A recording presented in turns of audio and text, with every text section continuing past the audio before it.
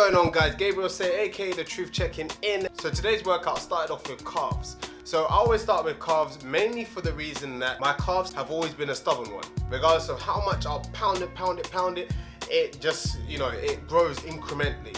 So I start calves when I'm fresh and I've got the most energy, and it's at a point where I'm not gonna say, you know what, guys, I'm gonna leave calves.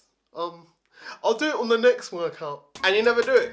It never happens. So I just did 4 sets of like 12. 4 sets of 12.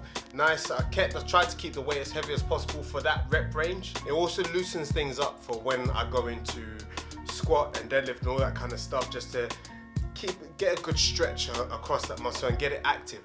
And then we went on to squats. So this was just meant to be a pyramid going up in weight. So start with, I don't know, 12 reps on 100 and then 10 reps on 120, then, you know, moving up like that. It was just meant to be that type of pyramid. And then it ended up being a full pyramid. So up and then back down. Don't ask why I did it. I just did it, felt like it, and then regretted it afterwards. For a split second, then I saw the gains. So I always start with a couple warm-up sets, just to get the blood flowing, get the movement pattern going, then feel the movement before then adding weight. After the warm-up sets were done, I go into the working sets, and I've got the same ritual that I use all the time. For the warm-up sets, I won't use belts or knee wraps, nothing. Then when it comes to maybe my first working set, I still won't use anything. Then the set after that, I'll then put on the knee wraps. Then after that, when I'm then looking at maximal lifts, I'll then put on the belt. Now, it's not so much to support your back, it's to ensure that you brace your core. These are the stages that I work through because I don't want to become dependent on knee wraps and stuff, especially for the lower end stuff, the stuff that you shouldn't even be using them for. Then moved on to sumo deadlifts.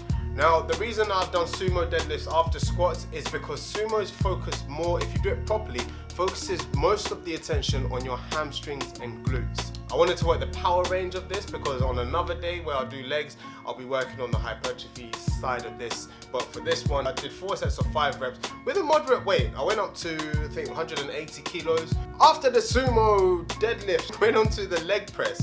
And this was for 4 sets of 8 to 12.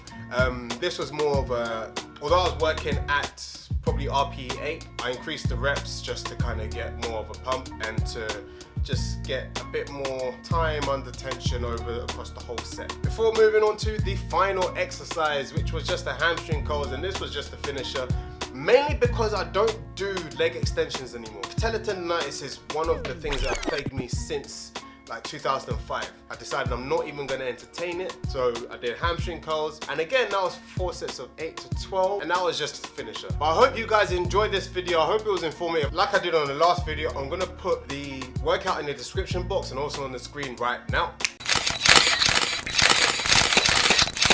And you guys can try it for yourselves. Gotta push them boundaries sometimes. You know what I'm saying? Sixth form. In sixth form, I did design and technology, art, maths, and physics. Ha! Gay! A little bit of a geek. I actually really loved maths.